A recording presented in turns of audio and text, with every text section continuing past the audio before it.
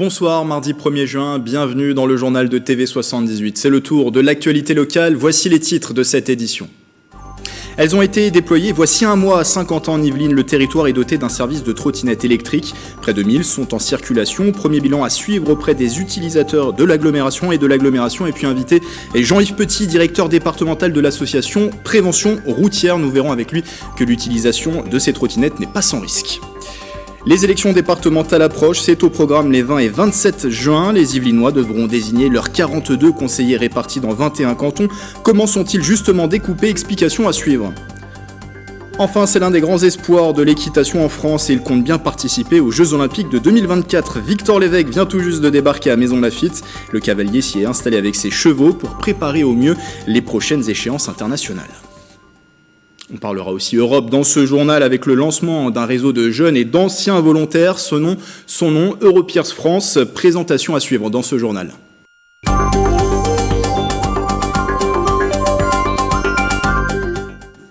Mais avant de développer ces titres, la ville de Beynes continue ses initiatives pour lutter contre les violences intrafamiliales. Après une convention signée en mars et une formation à destination de ses agents municipaux, la commune a participé à une nouvelle démarche. La distribution ce matin de sacs de pain un peu particuliers. Dessus figurent des numéros d'urgence et un violentomètre. Les précisions de Mélanie Poquet. Est-ce que vous avez aussi tous les numéros à appeler au service? Au premier coup d'œil, ces sacs à pain n'ont rien d'extraordinaire, mais on y trouve des numéros d'urgence et un violentomètre, une initiative saluée. C'est très bien de mettre de diffuser des messages qui sont importants pour tout le monde, vous faire prendre conscience à tout le monde que c'est important. Il faut les aider, les femmes qui sont violentées. Je pense que c'est bien d'attirer l'attention des personnes sur ce qui se passe autour de nous. Des sacs à pain pensés par la mairie de Beynes. Les 2 boulangeries de la commune ont été livrés ce mardi 1er juin. Je vais essayer de ne pas les mettre toujours au même. Ça sert à rien. Je pense qu'il faut partager un peu plus. Ma copine travaillant là-dedans, elle m'a un peu sensibilisé à ça. Et moi, j'ai des gens que je connais qui l'ont subi. Et tout le monde a quelqu'un qui connaît qui a subi ça. Et à un moment, il faut que ça s'arrête. Un moyen d'entrer et d'informer au sein même des foyers pour la commune de 7500 habitants. Les milliers de sacs à pain que nous avons fait imprimer vont permettre de diffuser toutes ces informations. Et on espère qu'effectivement, si dans une famille, on a ces problèmes intrafamiliaux, qu'ils puissent prendre appui sur ces sacs à pain pour libérer la parole. 10 000 sacs à pain ont été remis. Ils viennent compléter les actions d'associations et de gendarmerie. En 2019, près de 200 femmes, hommes et enfants sont morts de violences intrafamiliales. Le point à présent sur la vaccination contre le Covid-19 dans les Yvelines. Au 30 mai, 487 876 personnes étaient primo-injectées dans le département, 50 000 de plus en une semaine, soit une hausse de 11,4%. La vaccination qui est ouverte depuis hier à partir de 18 ans et sans critères de santé. D'ailleurs, un nouveau vaccinodrome a été mis en service aujourd'hui à Mantes-la-Jolie. Il réalisera 6 000 injections par semaine. Au total, près de 196 500 personnes ont été complètement vaccinées dans les Yvelines.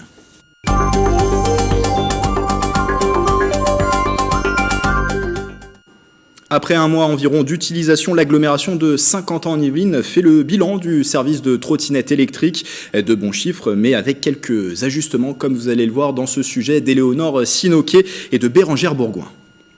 Lors de la première utilisation, c'est un peu impressionnant quand on n'a pas l'habitude, mais c'est assez simple d'utilisation. De ce que j'ai vu, c'est plutôt bien utilisé, je pense que c'est plutôt une bonne chose. Moi, je les ai utilisés, mais seulement en vacances, pour se déplacer, c'est assez pratique. Des usagers qui, dans l'ensemble, respectent les règles et une cohabitation qui se passe plutôt bien.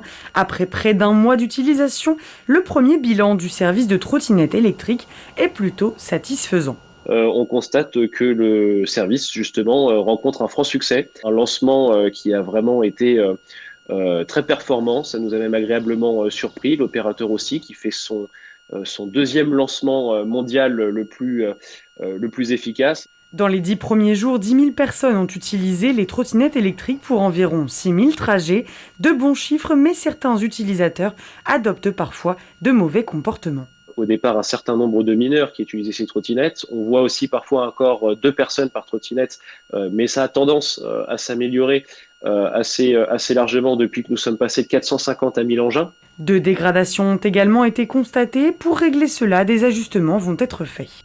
Les polices municipales de nos 12 communes sont évidemment averties. Donc il y a un volet toujours de pédagogie et de sensibilisation et un volet de sanctions quand la personne est en infraction au code de la route. Elles sont toutes équipées d'une puce GPS et la personne aujourd'hui qui réserve sa trottinette et qui ne replace pas la trottinette sur une station clairement définie se verra attribuer des pénalités financières. Puis nous aurons dans les prochaines semaines également un système qui permettra via l'application de relier la carte d'identité et donc d'avoir l'âge de la personne qui veut réserver et débloquer sa trottinette. Et si c'est un mineur, il ne pourra plus le faire.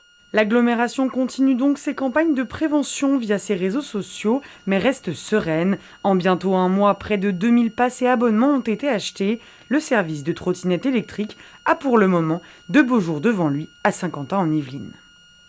Un usage des trottinettes qui n'est pas sans risque. D'après les derniers chiffres de l'accidentalité parus cette semaine, 774 usagers d'engins de déplacement personnel motorisés ont été blessés en 2020, plus 40% par rapport à 2019. 7 personnes sont mortes, un chiffre, lui, qui est en diminution de 30%. Et on parle de ce sujet avec Jean-Yves Petit, qui est avec nous en visioconférence. Bonsoir. Bonsoir. Vous êtes le directeur départemental de l'association Prévention Routière. Alors, je précise que les engins de déplacement personnel motorisés comprennent les trottinettes électriques, mais aussi les gyropodes, les monocycles, les overboards. On les désigne en fait sous l'acronyme de DPM. Leur entrée au journal officiel remonte au 25 octobre 2019. Jean-Yves Petit, c'est un sujet finalement qui est assez nouveau, avec une réglementation qui est récente. Oui, heureusement que cette réglementation existe. Heureusement. Puisque tous ces engins que vous avez énumérés, on les a vus fleurir partout en France depuis une bonne dizaine d'années, dans la plus grande anarchie, on voyait vraiment n'importe quoi. Et enfin, c'est arrivé dans le code de la route avec des règles, des définitions. Et donc enfin, on peut expliquer les bons comportements aux usagers. Parce que dans le même temps, effectivement, il y a un nombre de blessés qui augmente, je le disais, plus 40% en 2020 par rapport à 2019. Vous le disiez, c'est devenu un nouveau sujet, peut-être un sujet même de société sur cette thématique de la circulation ? Oui, pour nous à la prévention routière, c'est un sujet effectivement, oui, dont que nous suivons forcément puisque ça fait partie de notre mission, en appelant les usagers à la plus grande prudence et à respecter les règles qui sont dans le code de la route et dont nous allons peut-être pouvoir parler dans un instant. On va en parler dans un instant, effectivement. Et je le disais aussi, le nombre de morts lui a reculé en 2020. Au contraire, à moins 30% avec 7 décès. Finalement, c'est dans la même dynamique que la tendance globale, on va dire, en matière de sécurité routière. Les chiffres ont été finalisés cette semaine, notamment à un recul de 22% de la mortalité sur les routes en 2020. C'est une bonne nouvelle ou c'est tout de même à nuancer, Jean-Yves Petit, car on sait que l'année dernière, il y a eu 2 confinements et forcément, avec ces confinements, moins d'usagers aussi sur les routes. Bien sûr, c'était ce que je vous avais dit, je crois, quand on en avait déjà parlé. Les confinements ont eu bien sûr des effets positifs sur la mortalité sur la route, c'est évident, mais c'est un peu artificiel, évidemment. Et donc maintenant que la circulation reprend, on a vu par exemple au mois de mai, il y a eu dans les Yvelines 5 tués, dont 4 motards. Donc malheureusement, il est à craindre que la mortalité reparte à la hausse. Et les trottinettes et EDPM, malheureusement, vont suivre la même voie. Il y aura plus de circulation, donc plus d'accidents. Donc peut-être plus d'accidents pour ces EDPM. Revenons justement aux trottinettes avec tous les bons conseils finalement pour circuler en toute prudence. Déjà au niveau de la loi, quelles sont les règles générales, Jean-Yves Petit, pour une bonne utilisation de la trottinette avant justement de prendre ce moyen de déplacement? Quelles sont les règles auxquelles il faut se plier? Alors, il y a des règles pour l'engin lui-même. L'engin lui-même, quand on le loue, on suppose qu'il est bien équipé, mais quand on l'achète, en gros, il doit être équipé comme un vélo, avec des freins, des feux, catadioptres et sonnettes. Ça, c'est pour l'engin lui-même. Maintenant, pour le pilote, il faut considérer qu'il doit être équipé comme un cycliste, c'est-à-dire un gilet dès qu'il fait nuit, même en ville, et un casque en permanence, en permanence. Surtout que Alors, oui, pardon. Oui, parce que justement sur ce thème du casque, il n'est pas obligatoire, mais il est vivement recommandé, le port du masque. Le port du casque, et non pas le port du masque. Le port du masque, lui, est toujours une obligation dans les rues yvelinoises, mais le port du casque sur les trottinettes est vivement recommandé. Oui, le port du casque est recommandé, d'autant plus que j'ai vu, il y a des trottinettes, normalement, la vitesse est bridée à 25 km/h, mais vous avez peut-être vu dans Internet qu'il y a des publicités pour les trottinettes qui vont jusqu'à 110 km/h. Je trouve ça complètement aberrant.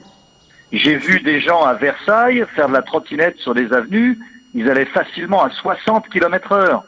Donc je trouve que c'est foncièrement dangereux. Parce que ces trottinettes, elles doivent être bridées, je crois, pour une utilisation en ville à 25 km/h, c'est bien ça ? C'est ça. La vitesse pour utiliser ces engins sur la voie publique doit être limitée à 25 km/h. Mais c'est comme les grosses BMW ou les Audi qui montent jusqu'à 250 à l'heure. Hein. C'est pareil. Hein. En termes aussi d'âge, il y a des critères. Je crois que c'est à partir de 12 ans qu'on peut utiliser, qu'on peut monter sur une trottinette électrique. Et aussi, ce qu'il faut préciser, c'est qu'il ne faut pas qu'il y ait de passagers. On est tout seul sur sa trottinette. Absolument. Le code de la route précise qu'il faut avoir au moins 12 ans et que c'est pour une seule personne. On en voit malheureusement beaucoup à 2, voire 3 personnes, dont un enfant.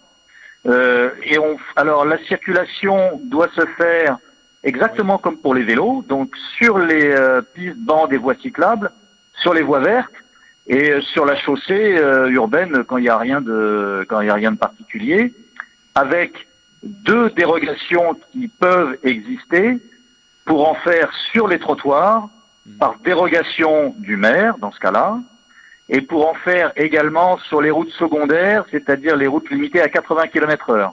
Là aussi, c'est normalement interdit, sauf dérogation. Une dernière question, Jean-Yves Petit. Si on ne respecte pas ces règles, justement, à quelles sanctions s'expose-t-on ? Quel type d'amende ? Alors, je vous avoue que c'est vrai, j'ai pas étudié la catégorie de l'amende. J'ai pas étudié ça. Moi, ce qui m'intéresse le plus, c'est qu'on fasse attention. Hein. Oui, voilà, faire attention, c'est le message de prévention à passer. De toute façon, on retrouve toutes les informations sur le site de l'association Prévention Routière qui s'affiche en bas de l'écran. Merci Jean-Yves Petit d'avoir été avec nous. Merci, au revoir. Et je le rappelle, vous êtes le directeur départemental de l'association Prévention Routière. Toujours en matière de déplacement, c'est en vigueur depuis ce mardi 1er juin. Les véhicules équipés d'une vignette critère 4 désormais interdits à la circulation dans le périmètre à l'intérieur de l'autoroute A86. Il s'agit des diesels de plus de 15 ans. Une nouvelle étape dans la mise en place de la zone à faible émission du Grand Paris. La mesure court la semaine, du lundi au vendredi, de 8h à 20h. Il s'agit bien de véhicules, voilà, on en voit à l'écran. Dans un premier temps, pas de verbalisation à prévoir. De simples contrôles pédagogiques seront effectués. Du côté des transports en commun, le réseau Skibus perturbé ce mardi, conséquence de la grève illimitée déclenchée par les salariés des cars Perrier. Les conducteurs demandent une revalorisation de leur salaire et une prime de 350 € pour avoir assuré le bon fonctionnement du trafic pendant les confinements. Pour le moment, les négociations entre la direction et les syndicats n'aboutissent pas. C'est la deuxième mobilisation depuis le mois de mars. Ce mardi, 27 lignes Skibus étaient concernées. Restez informés sur skibus.fr.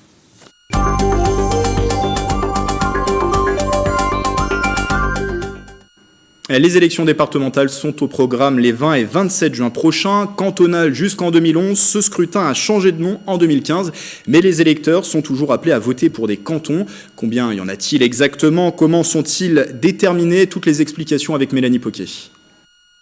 21 cantons, c'est le découpage électoral dans les Yvelines pour les élections départementales pensées lors du redécoupage de 2014.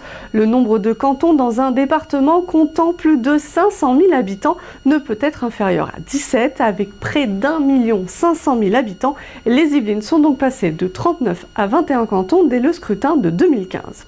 Alors, un peu d'histoire, les limites des cantons ont été tracées en 1801.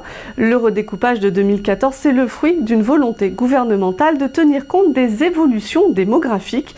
Les nouvelles délimitations s'appuient sur les chiffres de l'INSEE de 2013, alors comment sont réparties les communes yvelinoises. Chaque canton doit désormais regrouper le même nombre d'habitants avec une marge de plus ou moins 20%. Explication. 1 500 000 habitants divisé par 21 cantons, cela nous donne une moyenne de 71 000 habitants. Plus 20% nous amène à 85 000 habitants. C'est le cas de Sartrouville, le canton le plus peuplé des Yvelines, avec 83 000 habitants. Moins 20% cette fois, ça nous donne 56 800 habitants. Dans les Yvelines, c'est le cas du canton de Limay qui est composé de 57 000 habitants. Alors pour respecter cette répartition, la composition des cantons peut sembler un peu disparate. Par exemple, le canton de Bonnières-sur-Seine regroupe 69 communes. Maurepas, elle, quitte son canton composé de Coignères, Elancourt et La Verrière. La commune saint-quentinoise rejoint le canton alors appelé de Chevreuse avec 14 autres communes. Maurepas étant là la plus grande ville, le canton de Chevreuse prend le nom de Maurepas. Il y a aussi celui de Montigny-le-Bretonneux qui est composé de 2 communes, Montigny et Guyancourt. Et le cas le plus particulier, c'est celui de la ville de Versailles puisqu'elle est coupée en 2. Le canton Versailles 1 ne regroupe qu'une partie de la cité royale et représente 65 000 habitants. Celui de Versailles 2 est l'addition de 5 villes, Buc, Jouy-en-Josas, les Loges-en-Josas, Viroflay et Villizy-Ville-la-Coublée et bien sûr la deuxième partie de Versailles. Si vous avez en tête un projet de création d'entreprise, ce rendez-vous est fait pour vous. Demain mercredi, un point d'accueil et d'information sera organisé sur le sujet à Trappes. Ce sera à proximité du marché des Merisiers, à côté du bureau de poste. Une après-midi proposée par l'association ADI qui finance et accompagne des porteurs de projets par le biais du microcrédit. Demain sur place, vous pourrez rencontrer différents acteurs en plus de l'ADI, Pôle emploi, Positive Planète, Initiative 50 ans en Yvelines et des banques. Rendez-vous ce mercredi 2 juin de 14h à 17h. La semaine européenne de la jeunesse avait lieu jusqu'à dimanche dernier. Cette année, le programme Erasmus+ a choisi de faire un focus sur le corps européen de solidarité. Une journée spéciale a été d'ailleurs organisée samedi, c'était à Saint-Germain-en-Laye, pour lancer un réseau d'anciens volontaires, son nom Europeers France. Interview collectée par Bichente Merien Santisteban.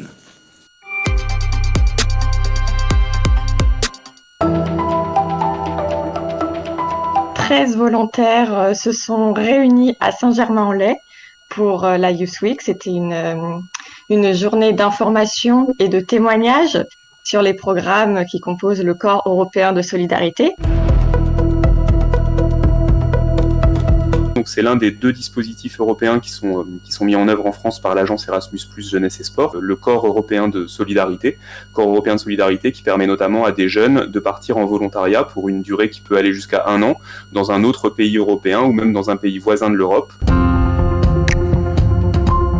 Réseau de jeunes volontaires ou anciens volontaires qui sont ambassadeurs du programme et qui ont pour mission d'informer les autres jeunes de l'existence de ce programme et les encourager aussi à vivre une expérience de mobilité en Europe ou à l'international. Nous sommes prêts à accueillir de nouveaux jeunes. Donc, si toute personne qui a déjà participé à un programme du corps européen de solidarité, enfin un des volets du corps européen de solidarité, est intéressé pour nous rejoindre, vous pouvez juste nous contacter via les réseaux sociaux.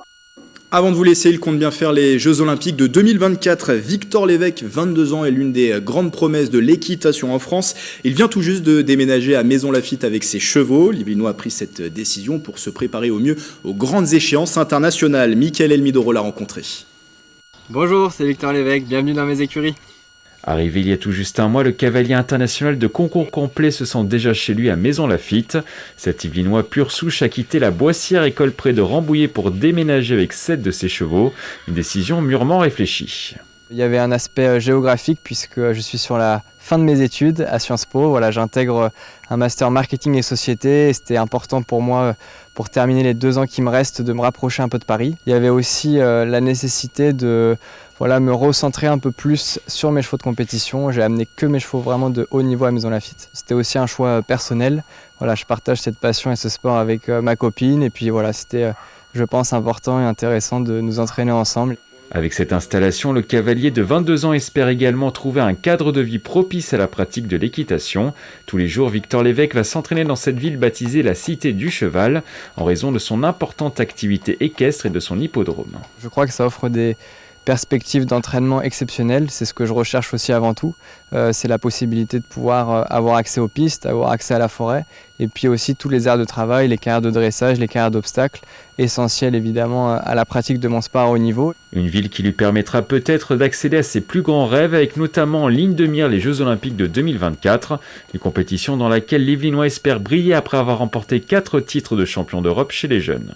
Ça sera, je l'espère, mes premiers Jeux Olympiques. J'ai beaucoup entendu dire que voilà, les Jeux Olympiques, c'est une atmosphère très différente. On dit souvent qu'il faut s'y mesurer une première fois avant d'être performant. On verra, j'essaierai de me préparer de la meilleure manière possible.